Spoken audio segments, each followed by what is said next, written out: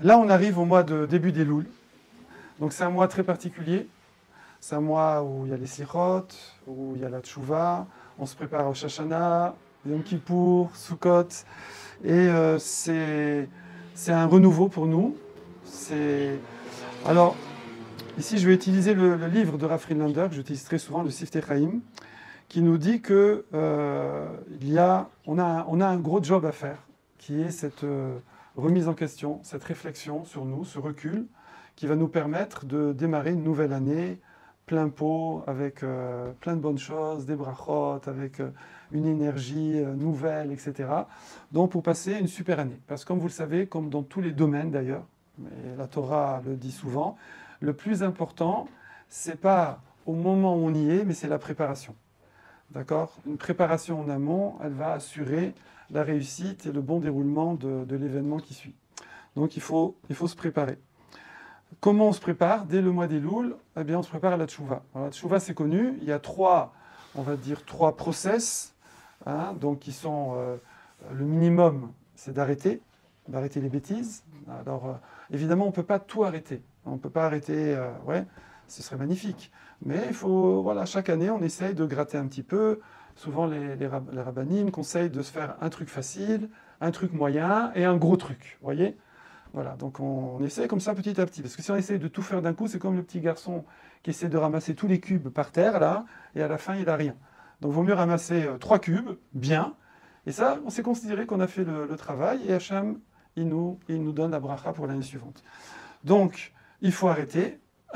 Donc c'est ce qu'on appelle Kabbalah Le'atid, prendre sur soi pour l'avenir, d'accord? Et Azivat Achet, abandonner la faute, l'erreur. Ensuite, évidemment, il y a la Charata, il y a le regret. Ça peut être indépendant. Des fois, quelqu'un, il arrête, mais il se dit, bon, mais en attendant, j'ai bien profité, d'accord? Ça, c'est pas une chouva encore complète. Il faut arriver aussi à réaliser, ça va être des niveaux de conscience, évidemment, à réaliser que c'était pas productif, que c'était pas constructif, que c'est pas à faire, que c'est n'importe quoi, j'ai perdu mon temps, mon énergie, etc. Donc, il faut avoir le regret. Le regret va montrer que c'est une vraie chouva. Et après, le troisième élément, qui est considéré comme très important. Alors là, il faut réfléchir à quoi ça sert exactement. C'est le vidouille. Le vidouille, c'est le fait de se confesser, pas à quelqu'un, mais à Hachem. C'est le fait de dire à Hachem, voilà, j'ai fait ci, j'ai fait ça. Forcément, ça va être lié aux deux autres, ça va aider à se prendre conscience, ça va aider à regretter, ça va aider à prendre sur soi de ne pas recommencer. Et donc, il faut verbaliser en tête à tête avec Hachem. Hein. On ne fait pas ça devant des gens, mais il faut faire le vidouille. Donc, dans l'ordre chronologique, si on peut dire, Charata, le regret, le vidouille sur le présent, et prendre sur soi pour l'avenir. Voilà. Mais le Sefer Sha'arei Tshuva de Rabbeinu Yonah, donc Rabbi Yonah, c'est l'époque du Rambam, donc c'est ce qu'on appelle les Rishonim, un Rishon. Alors il nous dit qu'il y a 20 process. C'est-à-dire là, on va rentrer dans les sous-process. Oui. Je ne vais pas vous les faire tout de suite, je ne vais pas vous les dire tout de suite. Si vous voulez, je les mettrai sur le groupe, comme ça, la liste, hein, parce que ce serait long, puis de toute façon, vous la trouvez dans ChatGPT, hein, je ne fais pas une blague. Tapez dans ChatGPT, quels sont les 20 I carré, vous marquez I carré, I-K-A-R, voilà, il comprend, il se débrouille. Teshuvah de Rabbeinu Yonah, il vous sort la liste, bingo, d'accord? Comment je sais qu'il la sort? Parce que je l'ai fait, bravo. Alors, donc... et donc, ce sera tous les détails qui seront liés à ces 3 phases-là, mais dans plus de détails. Maintenant, il y aura dans chacune de ces phases-là, ou de ces sous-phases, il y aura évidemment des dargotes, il y aura des niveaux. Ce n'est pas 0%, 100%.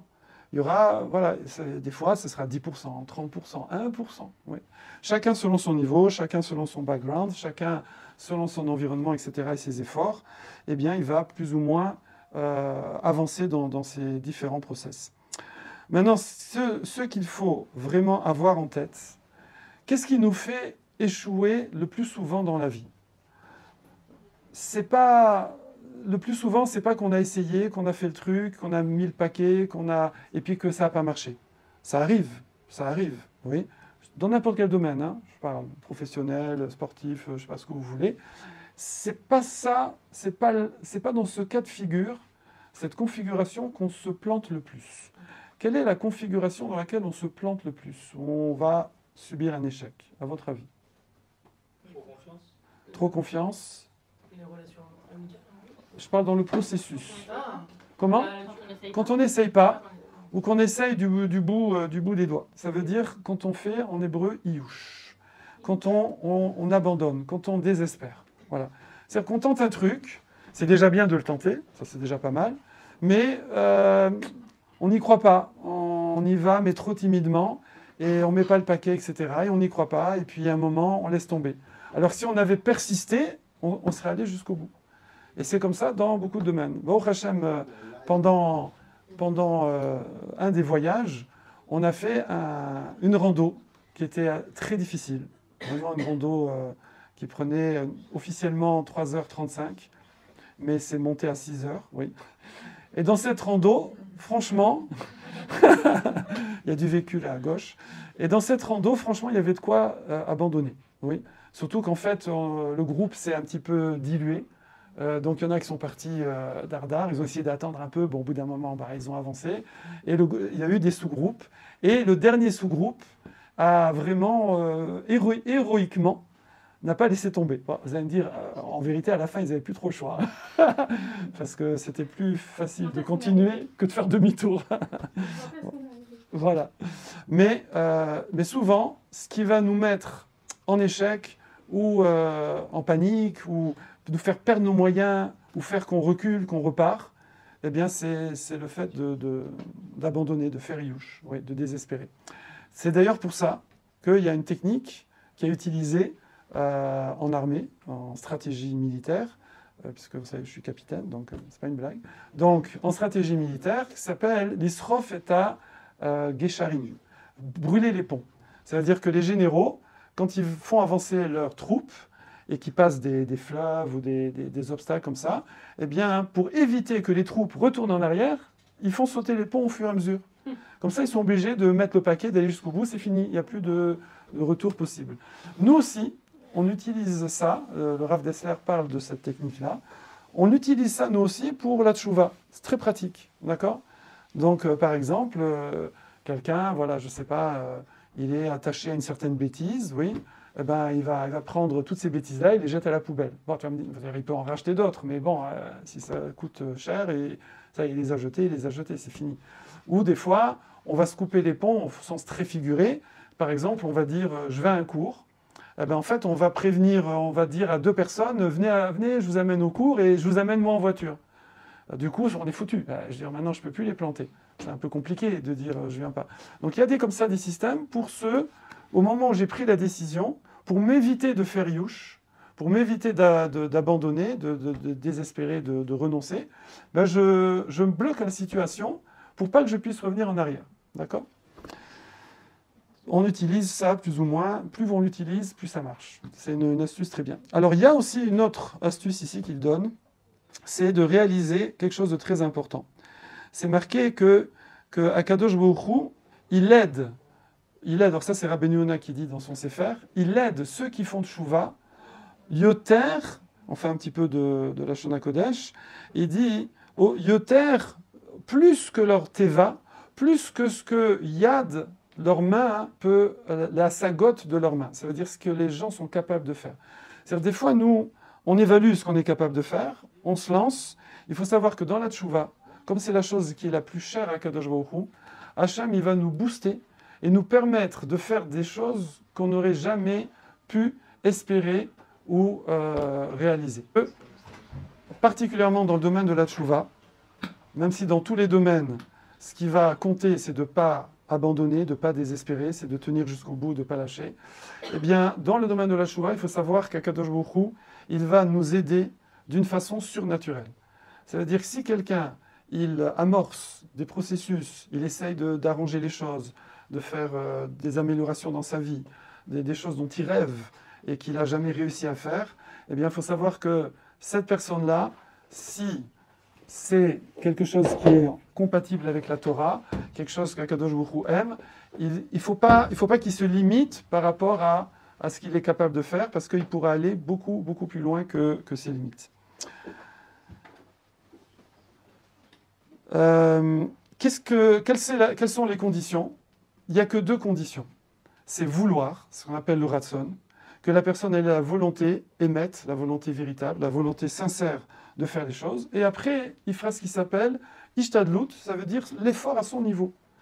C'est-à-dire qu'il ne pourra pas monter la montagne, alors il fera la petite colline. Voilà. Donc lui, il va faire sa part du travail, et il va avoir cette volonté qu'Hachem le propulse en haut de l'Everest, voilà, et c'est ce qui va se passer. D'accord?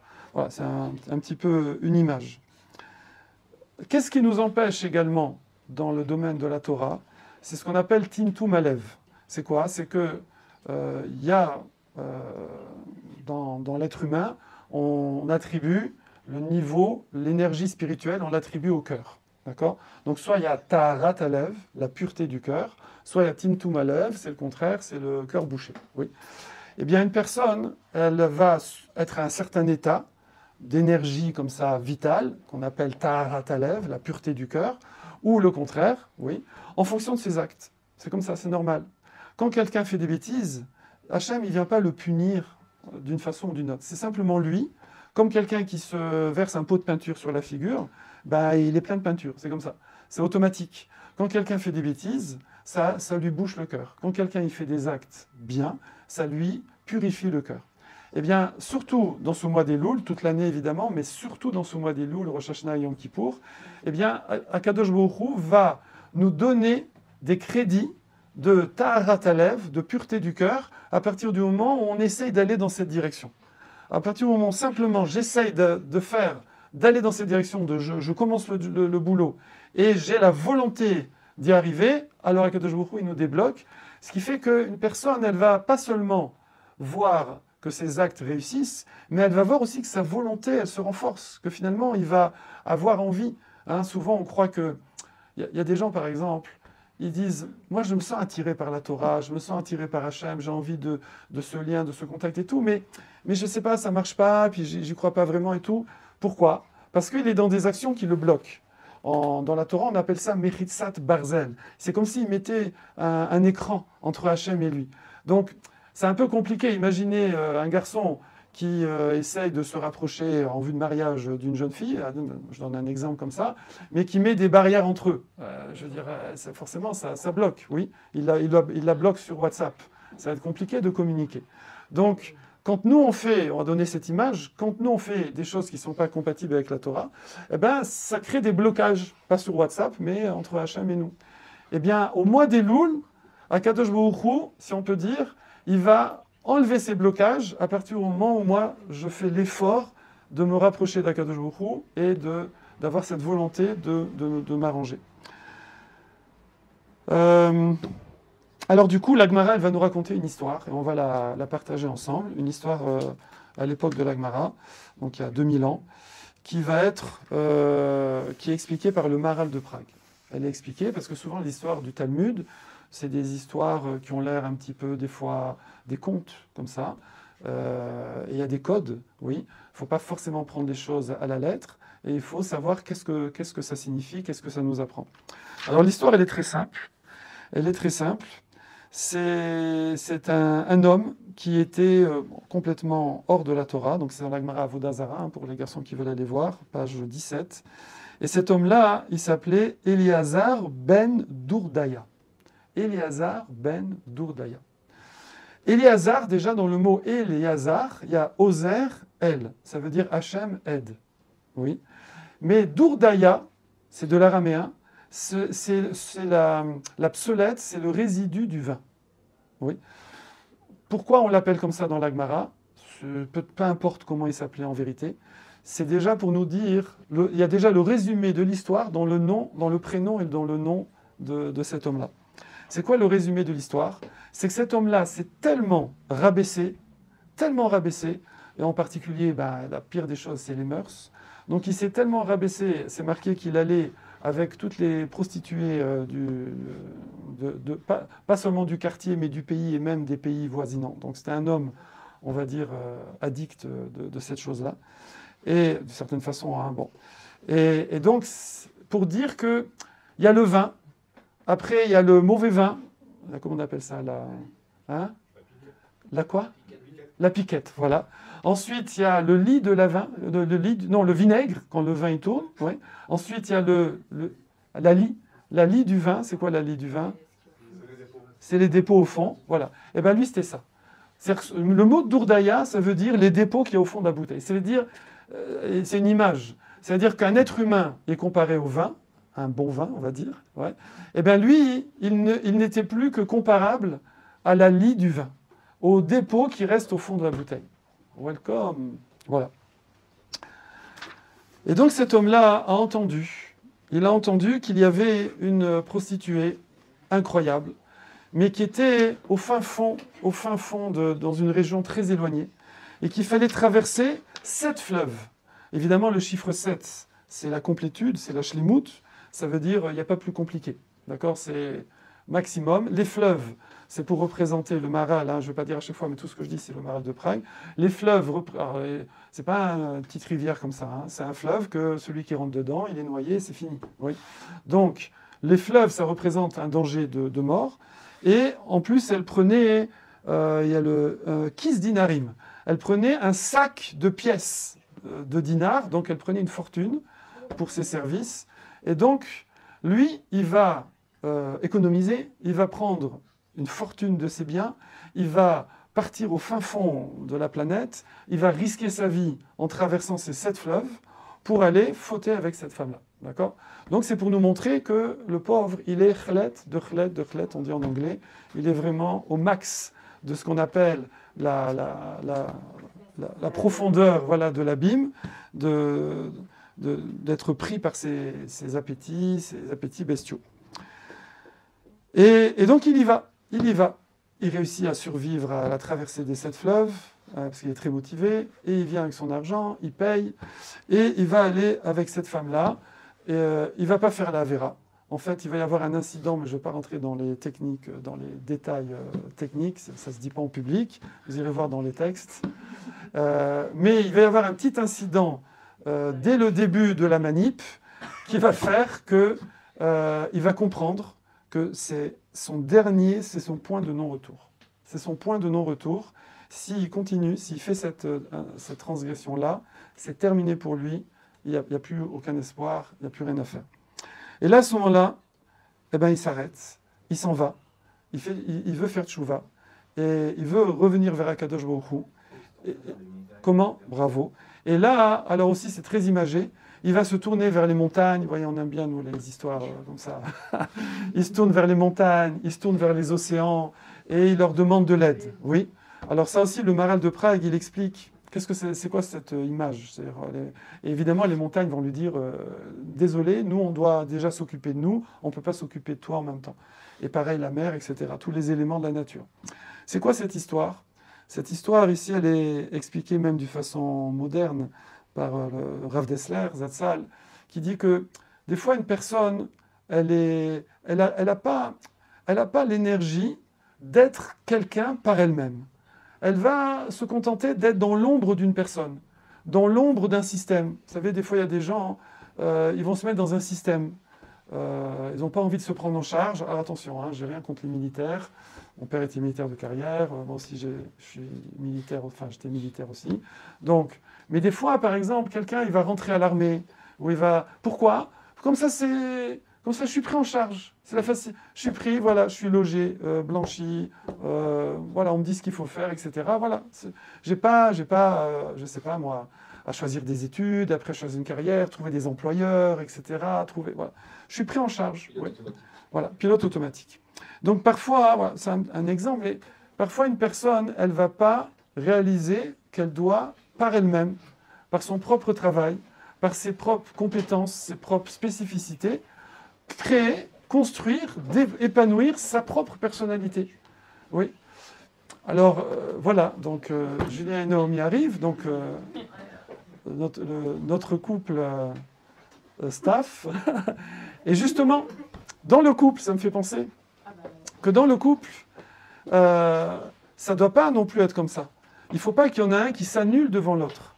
Un couple, c'est 2 individus, individuels, et ensuite qui vont s'associer pour construire ensemble. Mais il ne faut pas qu'il y en ait un qui s'efface devant l'autre, d'accord? C'est parfois, voilà, ce qu'on... Bon, bref, je ne vais pas développer plus ce sujet. Une personne doit être entière, doit s'épanouir, se construire, et elle a les moyens de le faire. Et c'est ce que la montagne et la mer vont répondre à cet homme-là. Ils vont lui répondre, et c'est ce qu'on apprend de cette Mara, que tout dépend de toi. C'est toi qui dois faire le job. C'est toi qui dois faire le travail. Ne dis pas « Ah, si j'avais ceci, j'aurais été comme ça. Si j'étais né là-bas, j'aurais fait ça. Si j'avais tel QI, j'aurais fait ça. » Non. Akadosh Baruch Hu, il attend de toi simplement que tu sois toi. Comme il t'a créé, avec les moyens qu'il t'a donnés, les compétences qu'il t'a données, le cerveau, la famille, l'endroit où tu es né. Hachem sait très bien comment il t'a créé, dans quelles conditions. Même d'après le Zohar, ça va plus loin, puisque c'est nous qui avons choisi. Notre Neshama, avant de descendre, a choisi la trousse à outils qu'elle va utiliser. Ouais. Comme je dis souvent, tout le monde voudrait descendre, genre médecin, blonds yeux bleus. C'est pour Gad Elmaleh. Mais non, là, chacun a choisi. Quand quelqu'un il a tel QI, telle famille, telle taille, tel poids, telle couleur de cheveux et de yeux, il l'a choisi. Il a choisi sa vie. Donc c'est pas la peine d'essayer de se dire « Ah, mais si moi j'avais été comme ça, plus dans l'intellect, ou plus dans le physique, ou avec une famille, plus comme ça, avec des contacts, etc., j'aurais pu faire. » Oui. Et donc là, ben, je n'ai pas les moyens de faire... Non, chacun a son programme, et chacun a ses capacités adaptées à ce qu'Akadosh Baruch Hu il attend de lui. Maintenant, c'est marqué que Akadosh Baruch Hu noten yad la poshim. Hachem, il tend la main à ceux qui fautent. Hachem tend la main à ceux qui fautent. Ve'yimine rab shuta lekabel shavim. Et la main droite, elle est étendue pour recevoir ceux qui font tchouva. Donc, on déduit. Si à la fin du verset, on dit la main droite, ça veut dire qu'au début du verset, c'était la main gauche. D'accord, évidemment, c'est une image. Hachem n'a pas de main. Mais dans le verset. Qu'est-ce que ça veut dire? Nos sages nous expliquent. C'est que au départ, quand quelqu'un il est dans sa mouise, il est dans ses embrouilles, dans ces choses-là, alors chacun à son niveau, eh bien, et qu'il a comme ça une petite volonté d'essayer de s'en sortir, et cette volonté, elle peut venir n'importe quand pendant l'année, évidemment, mais en particulier pendant cette période Elul et Tishri, eh bien, au début, si on peut dire, Hachem, il aide avec la main gauche. Qu'est-ce que ça représente la main gauche? Normalement, la main gauche, c'est c'est la moins forte. Ça veut dire que c'est un peu timide au début, oui.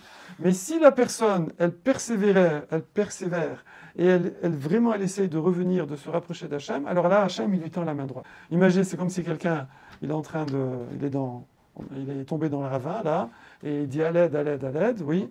Alors, au début, il n'a pas l'air, il n'est pas très convaincant. Donc je lui tends une petite main gauche comme ça. Si vraiment je vois qu'il est motivé, alors je lui tends la main droite. Voilà, c'est cette image-là ici qu'on nous donne.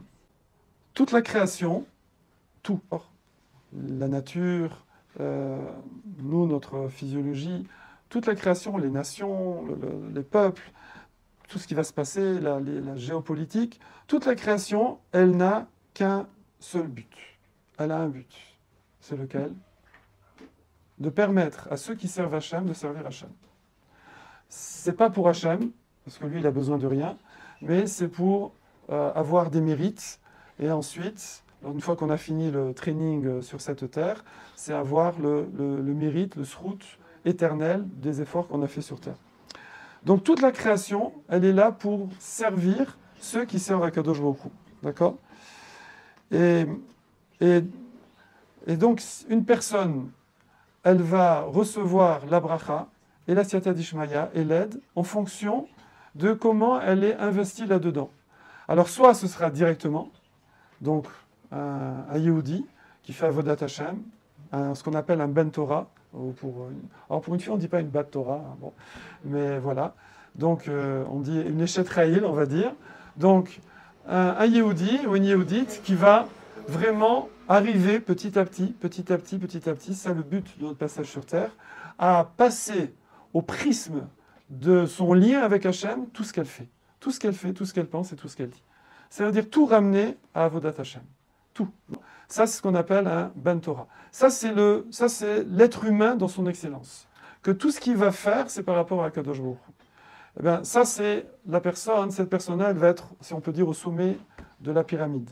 Et ensuite, chacun, en fonction de comment il participe à ça, directement ou indirectement, et donc ça va être un autre juif, mais qui ne fait pas Torah ou Mitzvot, par exemple, mais qui participe, qui aide financièrement, je ne sais pas, qui est boulanger, donc il vend du pain, il est traiteur, donc il fait des bons plats, et ça permet aux gens de de manger cachère, etc. Bon, chacun selon son niveau. Pareil, les nations. Les nations vont participer indirectement à l'accomplissement de la Torah par le peuple juif. Et pareil, la nature, les animaux, la planète, etc. Eh bien, en fonction du lien que quelqu'un va avoir avec ceux qui font Avodat Hashem complètement, eh bien, il recevra la bracha qui correspond. Le Maharal de Prague, il donne une définition très philosophique, si on peut dire, du Gehinnom, l'enfer. Oui. Donc, comme on sait, après la vie, il y a une vie éternelle, et soit ce qu'on appelle le Gan Eden, oui. Le Gan Eden, donc chacun fabrique son Gan Eden, c'est pas un endroit où on rentre, c'est mesure pour mesure, ce que j'ai fait. Ouais, c'est comme ça. Celui qui arrive là-bas, il dit, je comprends pas, c'est ça le Gan Eden, on m'avait vendu autre chose. Hein. On dit, c'est ce que tu as fait. On va dire, c'est ce que tu as fait. Et alors après, ce qui est terrible, je me souviens la première fois que j'avais entendu ça, c'est que si ça se limitait à ce que nous, on voit notre Gan Eden à nous, ça pourrait passer. Bon, ben, au moins, c'est ce qu'on a fait, il y aura quelque chose, il y a déjà quelque chose. Ce qui va être très gênant, c'est que c'est marqué qu'on va voir le Gan Eden des autres. Ah, ça, ça casse tout. On n'a pas déjà Ouais, mais là, ça casse tout. Ça casse tout, là, ça casse tout. Voilà. D'ailleurs, les sages nous disent que souvent, dans le spirituel, il y a des gens dans le matériel qui ne sont pas ambitieux, comme on dit. Ils se contentent de peu, tout ça, voilà, ils sont bien, il n'y a pas besoin d'une grosse maison, il n'y a pas besoin... Voilà, comme le berger, vous verrez dans les YouTube sur le voyage, le berger Charles qu'on avait interviewé l'an dernier, je lui avais demandé, si tu avais un vœu, et ce vœu, il va être réalisé. Alors, quel serait ton vœu? Alors, il m'a répondu que tout le monde soit heureux. Je dis, non, je parle un vœu pour toi. Je ne parle pas pour l'humanité. Un vœu pour toi. Vas-y, demande ce que tu veux. Qu'est-ce que tu demandes? Naïm, tu demanderais quoi? Je te prends. Qui c'est qui est chaud, là? Chana. Qu'on vous laisse tranquille. Un cabinet de coiffure? Comment on appelle? Un salon de coiffure? Ouais, non, mais je vais être heureuse plus tard. Je sais pas, moi. Michael, qu'est-ce que tu demanderais? T'as un vœu, vas-y. Ce que tu veux. Il y a deux Michael, les deux, voilà. Allez. Ne vous battez pas, avec moi. Être moi-même déjà? Non, mais non, faut que tu demandes un truc pratique. Ouais, non, pas être heureux. Demande ce que tu veux. Que Hachem vous aide à faire l'alia. Oh, pas mal, c'est bien, voilà. Autre chose? Mourir en Israël? Pas tout de suite, quoi, quand même. Vivre en Israël, ça peut être sympa aussi. Hein, c'est un projet, ça. Alors, Michael? Un foyer heureux qui tourne, je dirais. Un foyer heureux qui tourne. Ok. Bon, amen, très bien. L'autre, Michael? Plus de temps, faire plus de choses, très bien. Alors lui, il a demandé un terrain avec une source d'eau. C'est tout. Le reste, je me débrouille. Un terrain, un bout de terrain avec une source d'eau. Voilà. Il y en a, ils demanderaient Apple, Samsung. D'accord, voilà. Alors le Maharal de Prague, voilà, donc ça c'est le Gan Eden. Maintenant, le Gehinnom, c'est quoi? Alors on nous décrit des fois des histoires avec le diable, avec les fourches, avec le fourneau, etc. Je vous raconterai l'histoire du Suisse qui arrive en enfer. Alors, le Maharal de Prague, il dit, c'est quoi le Gehinnom? C'est simplement la prise de conscience il appelle ça Riknout. Rik, ça veut dire vide. Du sheker, du mensonge et du vide dans lequel il a rempli sa vie. D'être passé à côté de la plaque, d'être passé à côté de la vraie vie, à côté de donner un vrai sens à sa vie, à faire des vraies choses, et simplement c'est le regret. Le Rav Dessler aussi, il parle de ça, il dit c'est simplement le regret. quand on réalise, on voit la vérité et qu'on se dit « mince, j'ai loupé ça ». Donc ça, c'est ça le Gehinnom, et ça brûle. Le Chazal nous dit ça brûle 60 fois plus que le feu. Évidemment, c'est pas une souffrance physique, c'est une souffrance spirituelle. Donc le feu, c'est horrible. Hein, quand, je ne sais pas si vous êtes déjà un peu brûlé, moi ça m'est arrivé. On tombe dans les pommes, quoi. Et là, ce regret-là, pour nous donner une image, il est 60 fois plus fort que la souffrance physique du feu. Donc c'est un regret qu'on peut même pas imaginer. C'est pour tout d'être passé à côté. Ce qu'on est passé à côté. Celui qui va au Gehinnom. Celui qui va au Gehinnom. Celui qui ne va pas au Gehinnom, il ne connaît pas ça. Oui. Voilà, je crois qu'on va finir sur une note positive. Voilà, ce qu'il faut retenir. C'est que cet homme-là, Éléazar, comme on a dit, Ben Dourdaya, qui était au plus bas de l'échelle humaine, on voit qu'on lui attribue quand même le nom de Éléazar, qu'Hachem l'a quand même aidé. Akadosh Baruch Hu ne laisse personne de côté, donc il va aider chacun. Chacun d'entre nous va avoir des rencontres, des occasions, des circonstances, et il les saisit ou il les saisit pas. Mais à la fin de sa vie, la personne, elle va voir que Akadosh Baruch Hu a essayé de le repêcher. Alors là, on parle globalement pour cet homme-là. Mais maintenant, nous, bon, si vous êtes là, c'est que, bon, Hachem, vous n'êtes pas... Voilà, donc vous êtes au niveau du vin, oui. Et donc, simplement, ça va être, nous, sur certains actes, sur certains comportements, sur certains traits de caractère. Ce qu'il faut retenir, c'est ça. Ce qu'il faut retenir, c'est que Akadosh Baruch Hu, chaque personne, il n'a qu'un souhait. Il sait que c'est difficile. Ne vous inquiétez pas, Hachem nous a créés, il sait ce qu'on fait à chaque instant, ce qu'on pense, ce qu'on dit. Et Akadosh Baruch Hu, dès que quelqu'un il commence à essayer de relever la tête, il essaye de faire un effort, il va dans la direction, il peut arriver à des sommets inimaginables. Baruch Hashem, à mon âge avancé, j'ai vu des personnes venir de très loin, être dans des situations très difficiles, ne voir aucune issue, et finalement avoir une bracha et avoir une vie extraordinaire, et qu'eux-mêmes, ils sont émerveillés. Comment je ne mérite pas tout ça. Voilà, Bezrat Hashem, c'est ça qui nous doit donner la force, l'envie, puisque finalement, c'est quoi toute la vie d'un homme, c'est quoi? Ici, il le résume, il dit « Les karev el HaKadosh Baruch Hu », se rapprocher d'Hachem. Celui qui est proche d'HaKadosh Baruch Hu, tout va aller pour mieux dans le meilleur des mondes. Voilà, Chazak, ce que j'ai partagé avec vous. Alors, le menu, merci beaucoup.